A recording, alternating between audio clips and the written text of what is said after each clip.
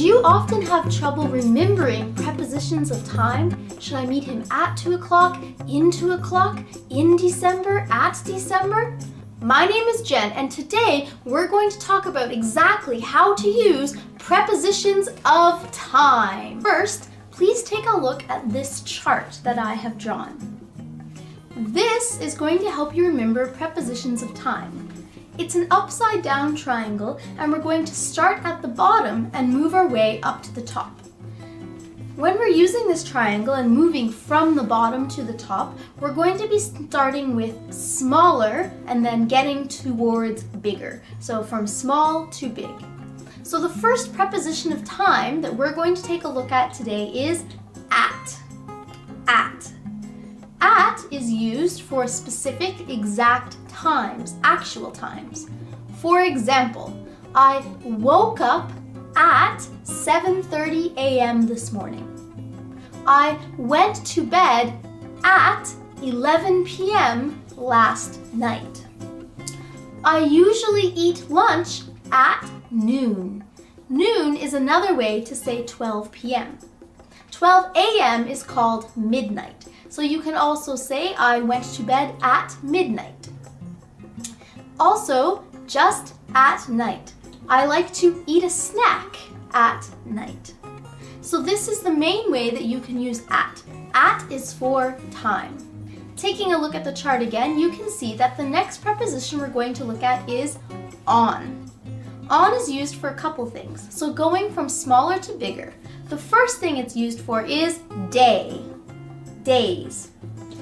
On Saturday, I can sleep in because I don't have to work on Saturday.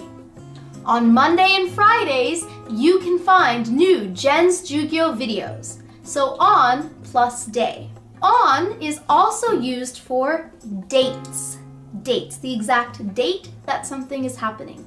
For example, Christmas! Woo! Christmas is on December 25th. On December 25th. So for dates, we always say the month and then the number. If you want to say the exact day and year as well, then you will put the day of the week first, a comma, the name of the month, then the number of the date, then a comma, and then the year. This is how dates will work. So also when you're using any kind of date, use on. My mom's birthday is on May 8th. On is also used for the weekend. On the weekend. What did you do on the weekend? What are you going to do on the weekend? So really quick point, when you're talking about the weekend and you use the preposition on, please also don't use words like next or last. Okay? So last weekend I went to the zoo. On the weekend I went to the zoo. These are both great sentences. But on last weekend, you cannot say on last weekend I went to the zoo. So choose whether you're going to use the preposition or whether you want to use last or next. Don't use them together. All right? So, on the weekend. On is also used for holidays. On Halloween, kids eat lots of candy. On Valentine's Day, I eat lots of chocolate. On Thanksgiving, people usually eat turkey. We eat a lot during holidays. I love food, so I'm happy. Now, let's take a look at our last preposition. The last preposition is in. And as we're getting from smaller to bigger, the first thing we're going to take a look at for in is month. So all of the months of the year you will use in. For example, I was born in March. This year, Easter is in April. Easter is in April. Whew, it's hot in August. In August, it is hot.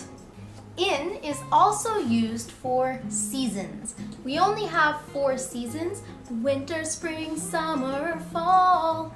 In winter, it's very cold. It's very cold in winter. Flowers bloom in the spring. We can see beautiful flowers in the spring. We can go to the beach in summer. In summer, we can enjoy the beach. In fall, the leaves change color. Sometimes people also say autumn instead of fall. In autumn, the leaves change color. Same meaning. Just remember, for seasons, you need to use in. In is also used for year. For example, I got married in 2012. My father was born in 1926. The very first Pokemon games were released in 1996. So taking a look at the triangle, we've gone through all the prepositions in order from smallest amount of time to biggest amount of time. Now, there are 3 expressions that don't follow this pattern of going from smallest to biggest. All 3 of these expressions are unique because they always use the word the as well. Do you know what these 3 expressions are?